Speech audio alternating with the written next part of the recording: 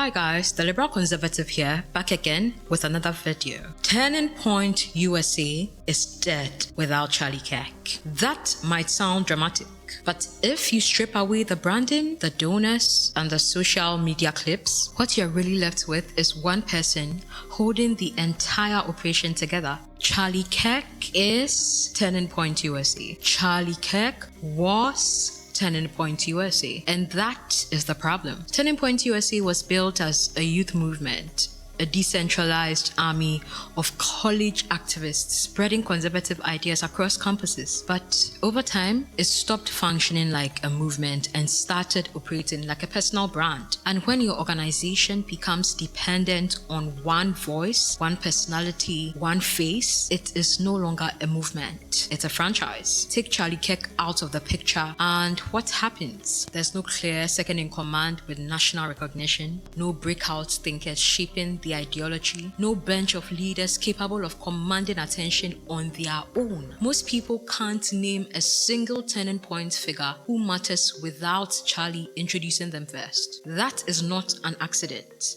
That's structural. Turning Point doesn't cultivate independent leadership. It curates loyalty. Speakers repeat talking points, hosts echo messaging, and campus chapters largely function as extensions of whatever Charlie is pushing that week. Or should I say, was pushing at a given week. It is top-down politics dressed up as grassroots activism. And that model only works as long as the central figure is constantly visible, constantly relevant, constantly viral. Charlie Kirk understood media. Credit where it's due. He knew how to generate outrage, book appearances, dominate social feeds, and stay in the conversation. There have been numerous accounts since his tragic unaliving about how he would send a friend a video and say, "Oh, do you think this is going to go viral?" Or about how he would send his team a clip from a campus event he had held and say, "I think I answered this question. What do you think? Do you think it's going to go viral?" He lived for that. He lived for the virality. He lived to dominate the social media feeds because to him, that is how his message would reach a wider audience. But that skill doesn't transfer automatically to an institution. Movements survive leaders, brands don't. If you want an organization to outlive you, you have to plan for your own absence while you're still in the room. That means intentionally training successors, empowering other strong voices, and allowing leadership to emerge even if it sometimes competes with your spotlight.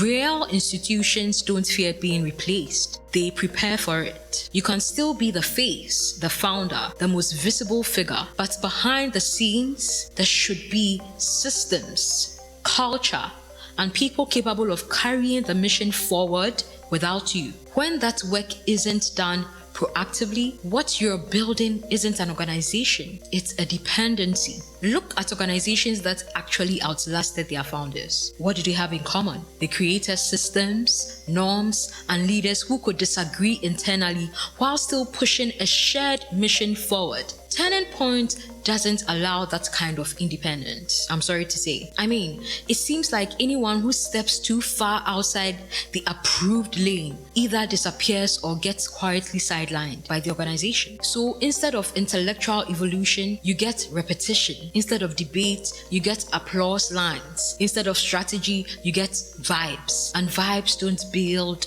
lasting influence. This is why Turning Point chapters come and go. This is why many of the chapters have come and gone. It's why enthusiasm spikes around election cycles and then just collapses and quiets down after. It's why the organization feels loud, but oddly hollow.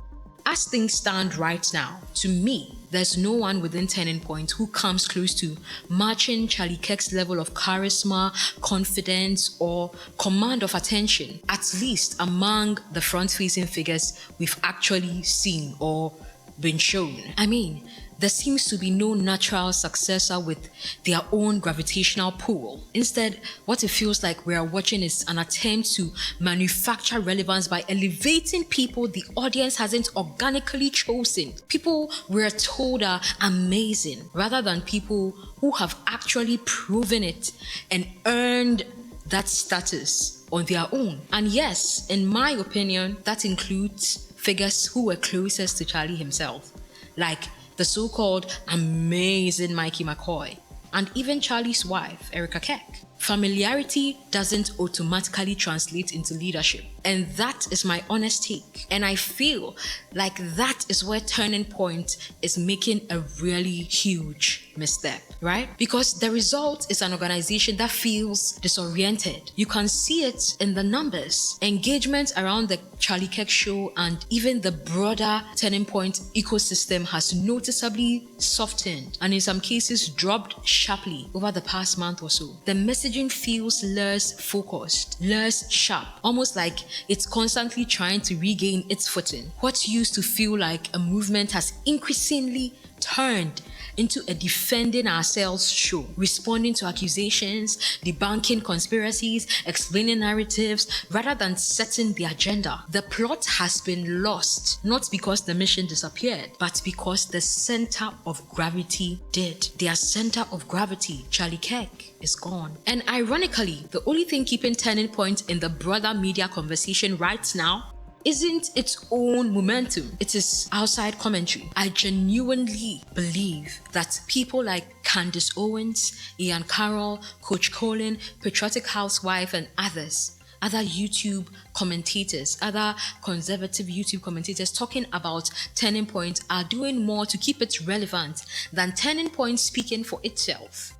If that commentary stopped tomorrow or even today, trust me, the organization Turning Point would likely fade from the daily political conversation altogether. And in that sense, criticism is actually sustaining its visibility.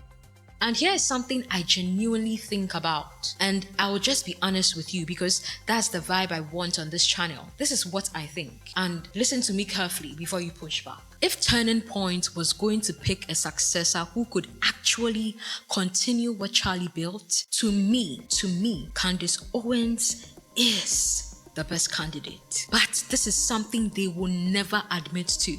Let me be clear, Candace left Turning Point back in 2019 to work with Praga U and then joined the Daily Wire where she hosted her own show Candace until early 2024 when she was fired from Daily Wire, and then after that she went fully independent with her own platforms and content now. But during her time with Charlie, for those of us who were there, who were watching them from afar from the beginning, you will admit that she wasn't just a talking head. She helped actually shape the messaging of Turning Point. She connected with audiences and she understood the vision and the mission at a deep level. She was there when foundations were being laid, when ideas were being tested on campuses, when the narrative was being built. That experience alone, that shared history with Charlie, is something you can't just hand to someone overnight. I'm sorry, but it isn't. And yes, I know Candace has since moved on, working independently, growing her own brand and doing things her own way,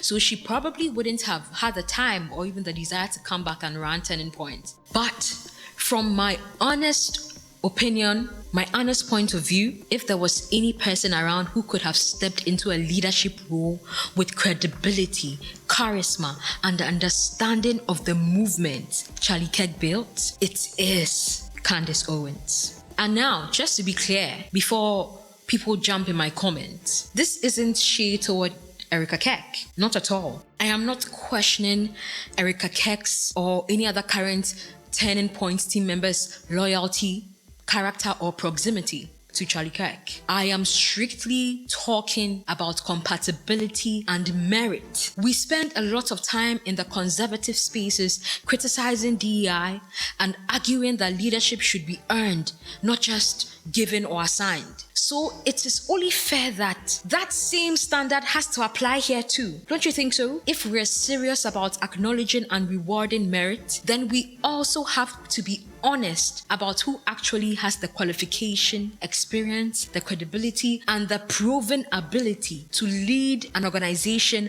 at that level by the very metrics Charlie himself emphasized when he was alive. Now, that does not mean Candace would have said yes or that it would have been perfect. But the choice of successor matters when you want something to outlive you. And right now, I am sorry, but I don't see anyone else in Turning Point who fits that bill respectfully. That's my opinion. Now, does that mean Turning Point is about to go bankrupt? No, not even close. Many of the stakeholders are wealthy, well-connected, and financially insulated. Donors and sponsors will likely continue funding something, some version of a vision, some adjacent agenda, regardless of whether it resembles what Charlie originally set out to build. Financial survival isn't the issue with Turning Point here. The real question is power, cultural power, persuasive power, the ability to actually move young people toward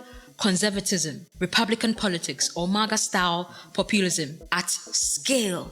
And on that front, the influence just isn't there anymore. Money can keep an organization alive, but it can't manufacture conviction. Money cannot manufacture conviction and connection. And without a compelling leader, without a compelling story or a credible bench, the movement stalls. It's not that young conservatives don't already exist. They do. I'm sure we all know that. It is that Turning Point treats them like an audience, not participants in the vision, at least currently. And that will only create a fragile ecosystem. One scandal, one platform ban, one shift in relevance, and the entire structure wobbles. Sadly, Charlie Kirk is no longer here, and Turning Point is slowly fading into irrelevance. There's no clear vision. It's so obvious. There's no clear direction, no ideological engine, no strong leadership succession, just a logo and a memory of when it felt powerful. That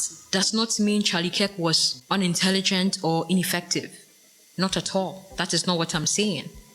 It only means that he built something centered on himself and his values and brand instead of something that could outgrow him. And that is the quiet truth nobody wants to admit. Turning Point USA isn't failing because of external enemies or liberal campuses or censorship or Candace Owens. It's failing because it's never learned how to exist without Charlie Kirk. And that is the root of the issue right now. If there's anything I've learned within the past 2 or 3 months Charlie Kirk has been gone, it is that a movement that can't survive its founder was never really a movement at all. Guys, what do you think? Feel free to share your thoughts and predictions on Turning Point, but please be respectful in the comments. Thanks for watching and see you in the next video.